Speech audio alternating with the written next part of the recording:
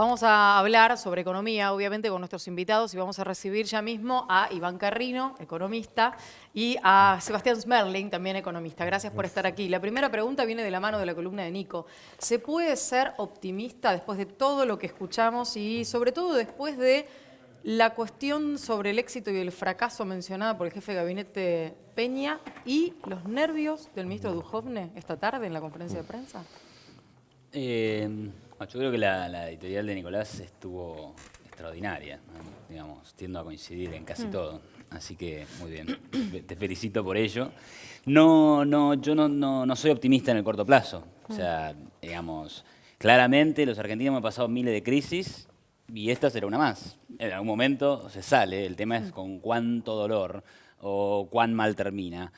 En el corto plazo, creo que estamos en una situación de mucha inestabilidad, mucha incertidumbre, muchas dudas, hay una gran crisis de confianza y esto se ve en estas variables como el dólar y cómo lo vas a terminar, cómo te va a terminar pegando en el bolsillo, la inflación, el salario real va a caer, vamos a ver un aumento en los niveles de pobreza, la economía está cayendo y va a seguir cayendo. Entonces, bueno, digamos, no podemos ser optimistas en el corto plazo, igualmente hay que ser cautos, pero bueno, esta situación es mala. Y respecto de lo que dice el jefe de gabinete, digamos, bueno, si no hubo un fracaso, qué sé yo, pero si esto no es un fracaso, después de que dijeron que venían a cambiar, después de que dijeron que íbamos a crecer por 20 años seguidos, digamos, valoro todas esas voluntades, pero en los hechos estamos en una situación muy diferente. Sebastián, ¿cuánto de lo que está ocurriendo ahora es responsabilidad de la falta de plan económico, llamémoslo de esta manera, y cuánto es la falta de ejercicio de la política propiamente dicha en un país como Argentina? O sea, a ver, déjame pensar. El tema estoy pensando en la pregunta. No, creo que, digamos, este plan económico, ellos están haciendo el plan económico que vinieron a hacer, digamos. O sea, han usado esta bala de plata de ir al FMI como un último recurso, porque tiene una desestabilización macroeconómica muy grande, donde los mercados evidentemente no están respondiendo ante las expectativas de ellos. El presidente Macri salió a hablar, anteayer subió el dólar, hoy salió a hablar Marcos Peña, volvió a subir el dólar, digamos. Hay una pérdida de confianza muy grande, digamos, en este gobierno, creo, puntualmente. Pero yo, digamos, a diferencia de Iván, por ahí creo que no soy tan optimista. Estamos mal en el corto plazo. Este año, digamos, lo que queda este año va a ser bastante complicado. Estamos entrando en una recesión.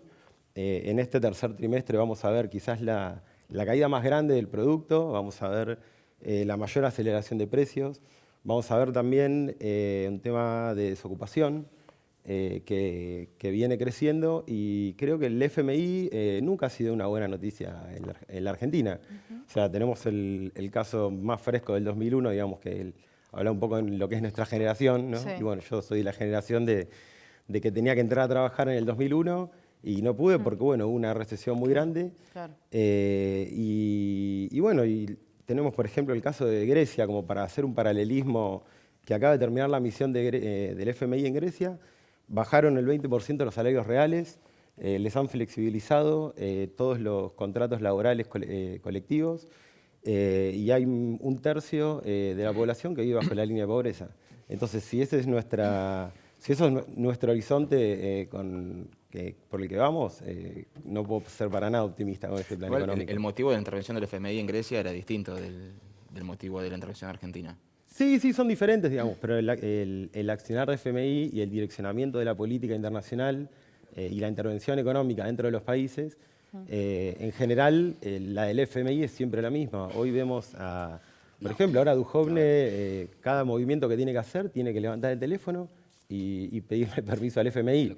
¿Por qué dice No, lo que, que hay no, que, Iván? no, porque lo que hay que entender acá es, el FMI es un punto de llegada. O sea, esto es como decir, no sé, que, digamos, porque el dólar pasó de 34 a 35, el país explota. No, el país explota o el país le va mal porque llegaste a una situación en donde el dólar pasó de 17 a 35, no por eso su último peso que subió. Sí. Lo mismo el FMI.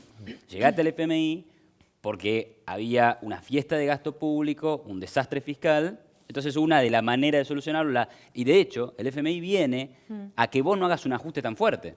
Porque lo que hace el fondo es prestarte plata barata. Si a vos te prestan plata barata, ¿qué te permite eso? A evitar hacer un ajuste más fuerte. Imagínate que no tenés el FMI. ¿Qué tenés? Tenés que hacer un ajuste del gasto público incluso más fuerte del que se trata de hacer ahora, que, digamos, no es violento. Entonces, el FMI es un punto de llegada, no es el origen del problema de los países. El origen del problema de los países es hacer malas políticas. Por ejemplo, hay países muy ordenados que no tienen que ir nunca al FMI. ¿Sí? Entonces, listo, funcionan bien. Pero digo, las malas políticas son, porque muchas veces se ha hablado de la herencia recibida, de los factores externos. Digo, las malas políticas ya llevamos casi 3 años de Ahí, gobierno. me diste el pie perfecto. Mira, hoy estaba viendo estos datos. En el año 2015, el riesgo país de todos los países de América Latina subió, salvo el de Argentina. Interesante, ¿no? El de Argentina cayó. Argentina redujo el riesgo país más o menos en un 40%. Nada poco. ¿Por qué? Porque había confianza que se terminaba un modelo populista y venía un modelo de cambio. Y cambio en este país, el mercado lo leyó como, qué bien, vamos a equilibrar las cuentas públicas, va a bajar el gasto, va a haber mercados laborales más flexibles, Sí. va a haber mayor comercio internacional, va a haber reglas más claras de juego. Ahora, como decía Nicolás, el primer año, no, bueno, el cambio en realidad, mirá, no se puede tanto porque hay que ganar las elecciones. Bueno, perfecto, ganaron las elecciones. Uy, bueno, vamos a hacer el cambio, hicimos una cuestión marginal ahí con la reforma jubilatoria y ahí se quedó todo. No avanzaron nada más. Y encima después vino el 28 de diciembre. El mercado empezó a ver que esa promesa de cambio no se cumplía, no pasaba nada. Entonces, el mercado que estaba muy optimista y que te financió el gradualismo, que después dijo, che, esto no es gradualismo, esto es, algunas cosas cambiaron, pero otro no cambia nada. Y se empezaron a asustar. Y ahí te quedaste sin financiamiento. Y por eso la crisis de hoy. La pregunta del millón es ¿qué ven de acá a fin de año? Porque en Argentina yo lo marco, pero no porque me guste ser agorero, sino porque hay un deporte instalado que llega a diciembre y de golpe es como que son todos religiosos o paganos y todo el mundo quiere celebrar la Navidad y quiere en diciembre lo que no tuvieron el resto del año o los motivos que fueran lo que motiven las protestas. Y uno se pregunta qué nos queda de acá a fin de año, porque es cierto que están esperando enero, febrero las primeras liquidaciones del sector del agro, pero ¿qué nos queda de acá a fin de año en el marco este que ya lo quedó claro, ¿no? De mayor recesión, mayor inflación? Sí. No, yo, o sea, pues es que en diciembre, digamos, como que todos se acuerdan de los problemas, digamos, pero me parece que es también, hay que ver toda la película, digamos, donde vos, por ejemplo, tenés hoy, tuviste una marcha educativa donde a los docentes le están ofreciendo un 15%, ¿no? Y vamos a una inflación de 36, 38, digamos, vamos a estar por ese lado. Nadie elige que le bajen el sueldo, nadie quiere que su sueldo baje. Y aparte no estábamos hablando de tipos que usan su plata para comprar dólares o levax, soletes. No, claro. Estamos hablando de trabajadores, de gente que tiene sus casas. Por eso pregunto, de sabiendo que la conflictividad es prácticamente inevitable con los aumentos que tenés y la inflación que ya te lo devoró, Sí. ¿qué nos queda de acá a que empiece a aclarar un poco el cielo? Y lo que pasa es que aclarar va a ser difícil porque la única solución que tiene en el gobierno es ajustar más. O sea, y el problema no es el ajuste del gasto público, digamos. O sea, ahí hay un tema interno, pero el problema que tiene la Argentina es un déficit de dólares. El déficit de la Argentina histórico es un tema de dólares. No es un tema de ajustar el gasto interno. Ajustar el gasto interno significa menos plata para la educación, menos para la salud, sacarle pensiones a los discapacitados. Si eso es un derroche del Estado, me parece que está bastante errado el plan de gobierno. Las cuentas no cierran. No, las cuentas no cierran, pero Hace rato. hay Cada vez varios. peor. En general los Entonces, países todos tienen un financiamiento externo más chico, no de un 7% del PBI. Tienen más chicos, pero bueno, tampoco esto de hablar de un déficit cero. O sea, ¿qué le vamos a cortar los sueldos a los maestros, a los trabajadores, bajar las jubilaciones a los jubilados, que ya lo han hecho con la ley el año pasado? O sea, eso es recortar el gasto público, eso es lo que yo quiero dejar en claro, ¿no? Claro. Sí, pero alguien Sí. tiene que, pero de alguna manera tenés que recortar. Entonces, ¿de dónde hay que recortar? Vos no querés recortar a los maestros, no querés recortar a los jubilados. Le Vos no sé, saca- recortar la asignación universal por hijo, las le retenciones del achicás campo. el gasto a los policías. Las retenciones del campo. Entonces vos no querés recortar, vos querés poner impuestos. Y acá hay un No, problema, que es no. que vos no podés poner más impuestos en una economía que está asfixiada por impuestos. El campo- Perdóname una cosita, es diferente bajar el gasto público de subir impuestos, porque, digamos, bajar el gasto público, o sea, subir impuestos implica violentar el derecho de propiedad de los que producen en este país. Sí. Y por violentar el derecho de propiedad de los que producen, la gente deja de producir. Y este país necesita producir, porque necesitamos crear riqueza, empleo, etcétera. Matando a los que producen no nos va a ir bien. Entonces, mejor que reduzcamos el gasto del sector público, que implica impuestos, implica deuda, implica inflación. Yo creo que no es matar, perdón, por no es favor. matar a los que producen, digamos, el tema de las retenciones. Hoy tenemos un dólar que vale 40 pesos. Cuando empezó este gobierno, igualmente hacían negocios con un dólar de 10. Y el valor de la soja, por decir uno de los precios, digamos, que manejan eso, está dolarizado. Entonces, no me gusta caer en esas cosas hipócritas de tener que reducir el gasto. O sea, por una cosa está bien, subimos las retenciones.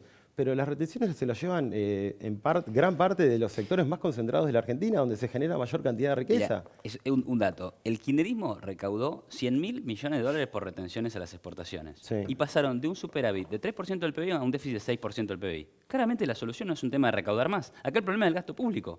Si vos tenés un desastre de gasto público, ningún impuesto te va a alcanzar. Ese es un punto interesante porque además se viene la discusión ya está ocurriendo, digo, por el presupuesto. En 15 días tiene que estar el presupuesto ingresado en el Congreso de la regalo Nación y eso, además lo que pretende el gobierno es llegar con un acuerdo y con lo cual ahí hay que hablar con los gobernadores, hay que hablar con todos los que van a formar parte de un recorte que va a existir, Claro, definitivamente. Y ahí hay otra pregunta más que me acaba de caer la ficha, perdón, ¿no?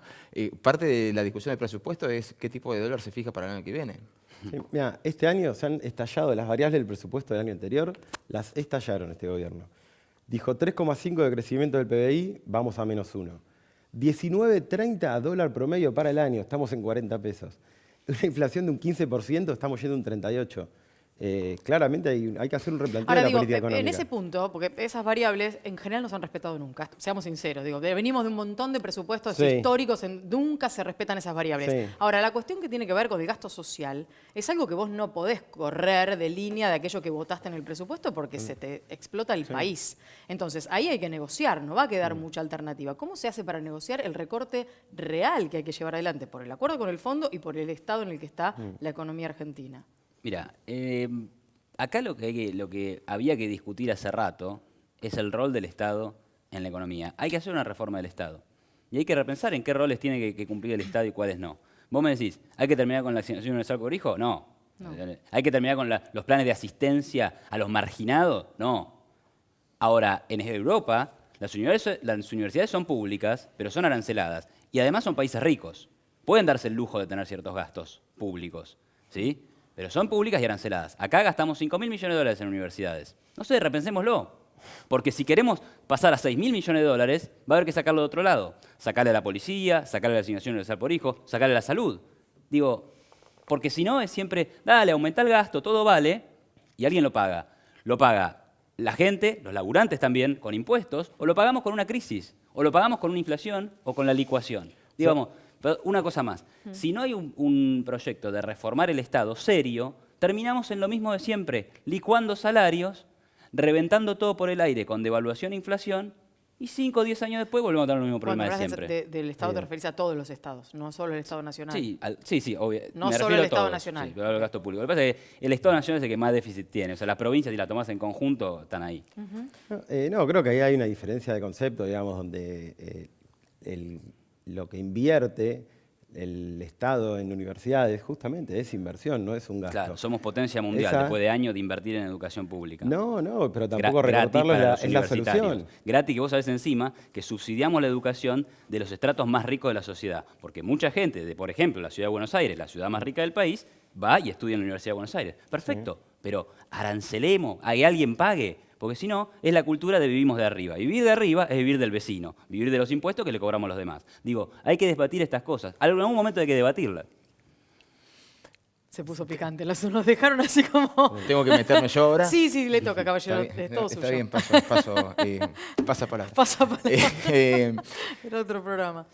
Una de las cuestiones que más preocupan en este debate por el presupuesto del año que viene es qué hacemos con, si bien tenemos lo del dólar, que ninguno de los dos me tira una punta de cuánto creen que va a ser la cotización que Te digo, coloquen. me preguntaron hace 2 días y digo, no me parece raro que esté en 35 a fin de año.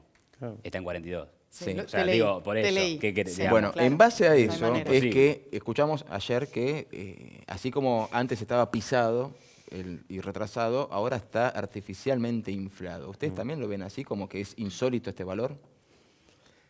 Sí, o sea, los futuros del ROFEX marcaban eso, 35.50 ayer. Hoy también se habla de un overshooting, que es no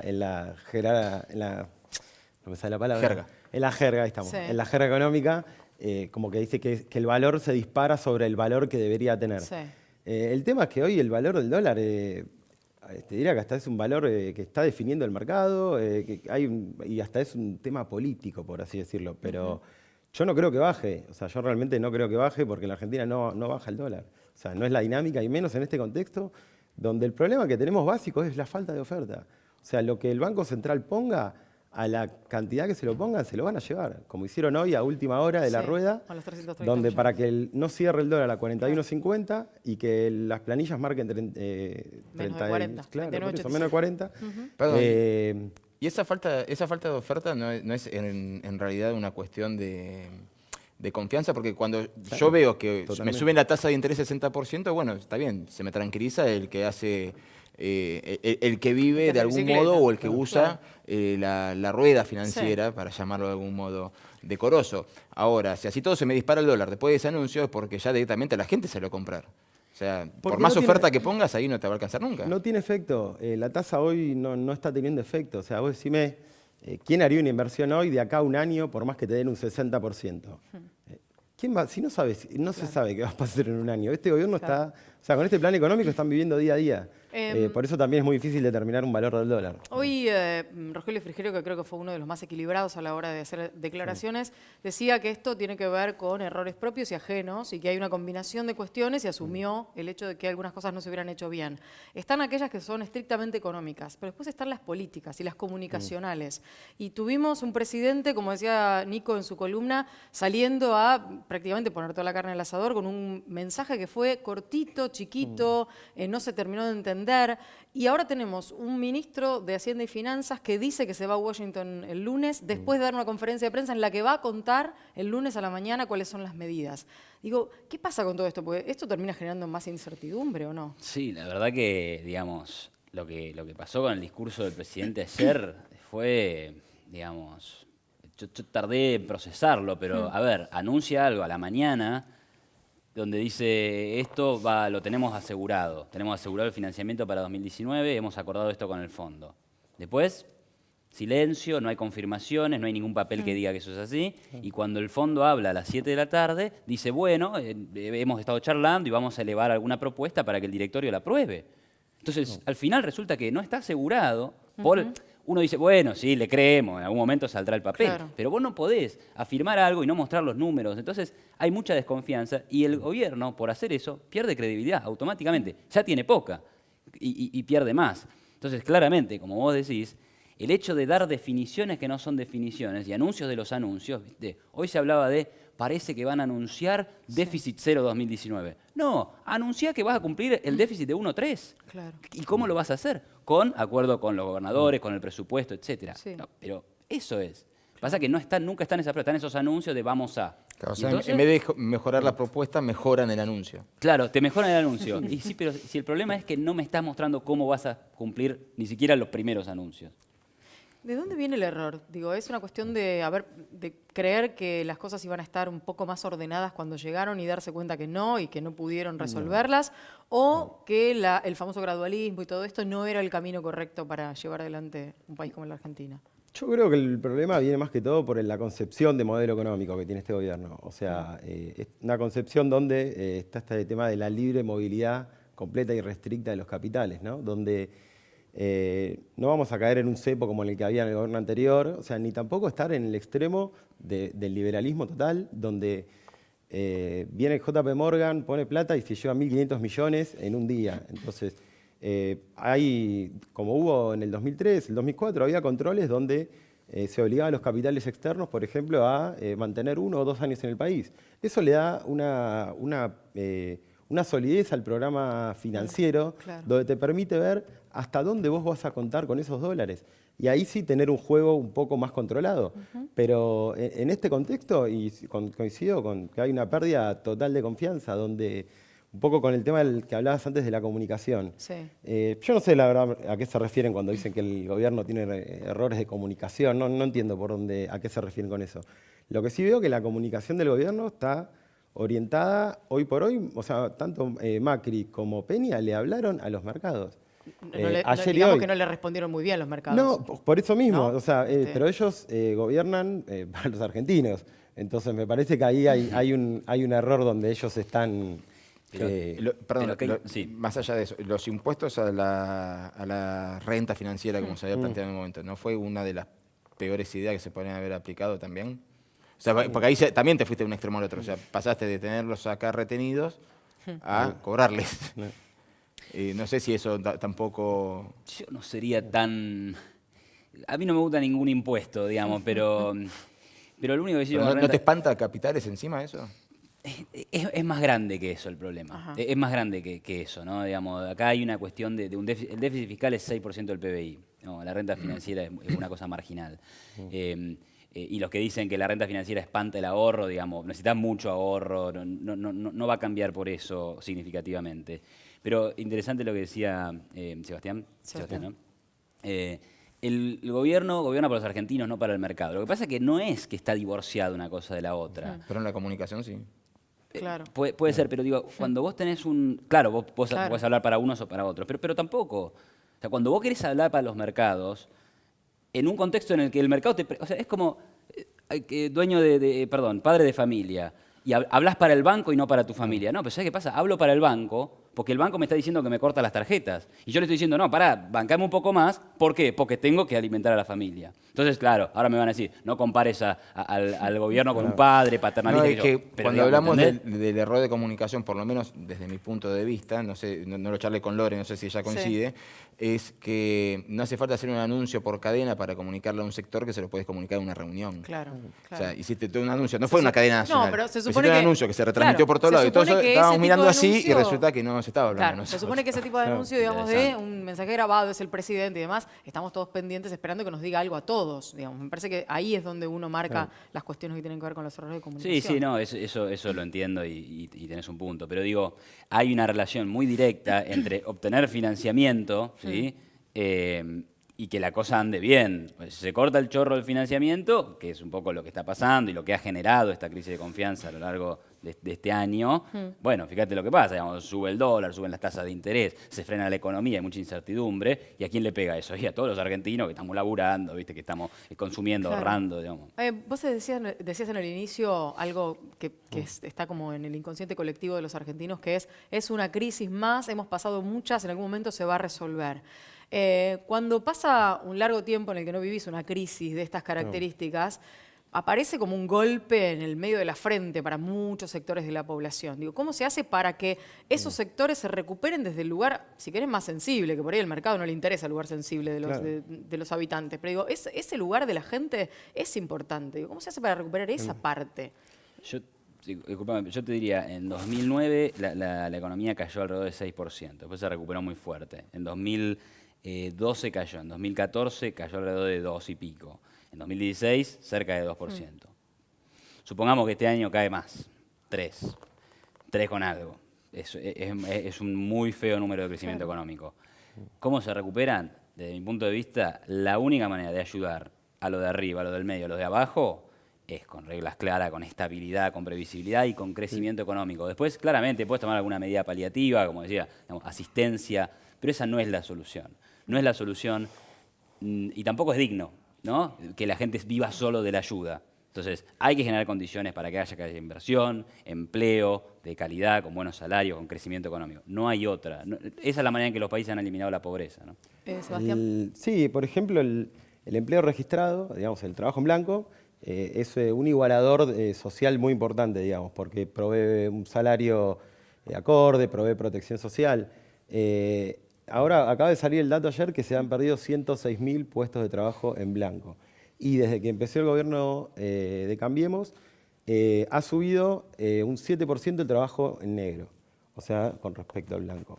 Entonces, en ese contexto difícil, ¿y dónde pega? O sea, voy al trabajo, esto del trabajo en negro, ¿no? ¿Dónde es que pega? Eso pega en los sectores más vulnerables, los sectores más frágiles, digamos. Por ejemplo, nosotros en el instituto tenemos un índice de precios propio, Sí. bueno, que se hizo cuando el kirchnerismo no se confiaba en el IPC que tenían, entonces empezamos a llevar con la misma canasta un IPC paralelo donde lo relevamos nosotros, Sí. en los barrios del conurbano bonaerense y después pues, estuvo también por otras provincias. En lo que va del año, los alimentos subieron un 26%. ¿Sí?